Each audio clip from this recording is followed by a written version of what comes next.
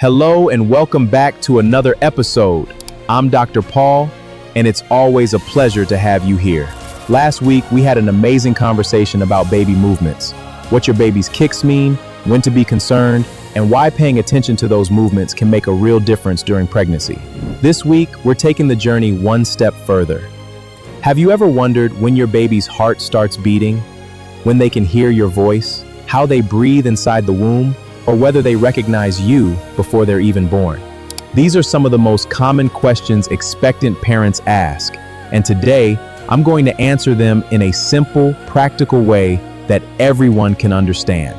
So, grab a seat, relax, and let's dive into the incredible journey of your baby's development inside the womb.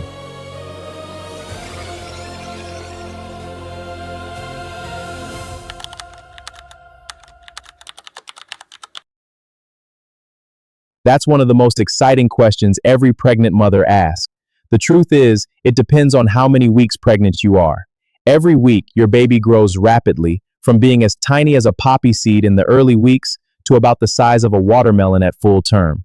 Your healthcare provider can tell you your baby's estimated size during your antenatal visits or ultrasound scans. Remember, these are estimates, and every healthy baby grows at their own pace. Focus more on your baby's healthy growth than comparing sizes with someone else's pregnancy. Attend your regular antenatal appointments so your baby's development can be monitored.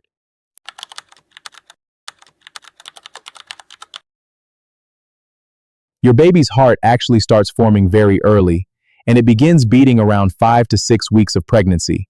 However, it may not be visible on an ultrasound until around 6 to 7 weeks, depending on the type of scan and your pregnancy dates. The heart is one of the first organs to develop because your growing baby needs blood circulation to supply oxygen and nutrients to every part of the body.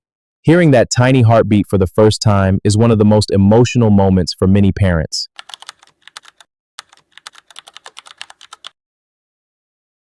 Your baby begins to hear sounds from around 18 weeks, but by about 24 weeks, they can hear much more clearly, including your voice. Although your voice sounds softer because it travels through your body, it's the sound your baby hears more than anyone else's. Talk to your baby, sing, pray, or read aloud. It's a beautiful way to bond, and research suggests babies become familiar with their mother's voice before birth.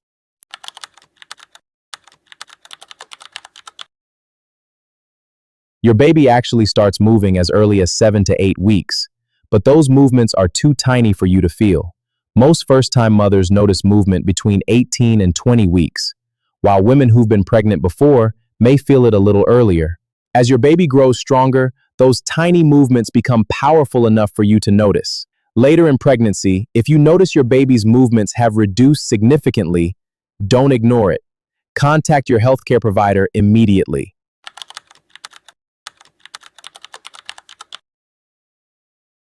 Yes, they can. By the third trimester, your baby becomes familiar with your voice. In fact, after birth, newborn babies often calm down when they hear their mother's voice because it's already comforting and familiar.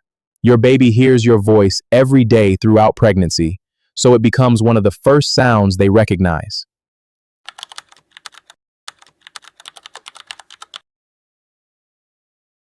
The first major organs to develop are the brain, spinal cord, and heart.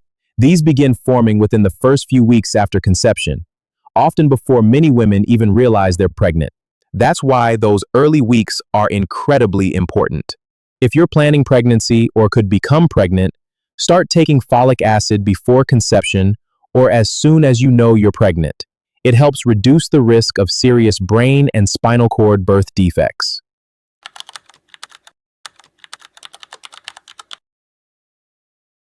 This is a question I absolutely love. Your baby doesn't breathe air inside the womb because the lungs aren't being used for breathing yet. Instead, oxygen comes from you through the placenta and umbilical cord. Your blood delivers oxygen to the placenta, and from there it passes to your baby. Carbon dioxide then travels back through the same pathway to your body, where you breathe it out. Why? The placenta acts like your baby's temporary lungs during pregnancy. That's why avoiding smoking, alcohol, and harmful substances during pregnancy is so important. They can reduce the oxygen available to your baby.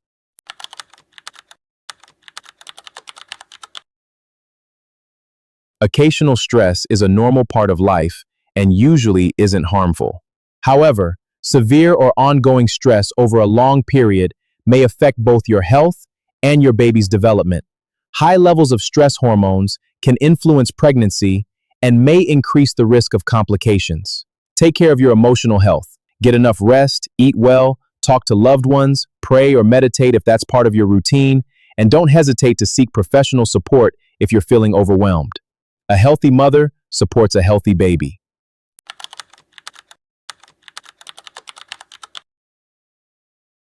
This is a question scientists have studied for many years. Current medical evidence suggests that a baby develops the structures needed to respond to painful stimuli during pregnancy, but conscious awareness of pain is not believed to occur in early pregnancy.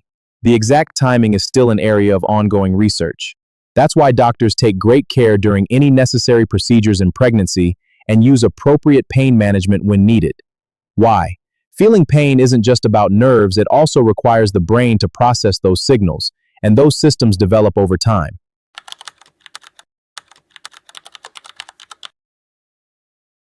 Your baby's eyelids stay closed during the early months while the eyes are developing.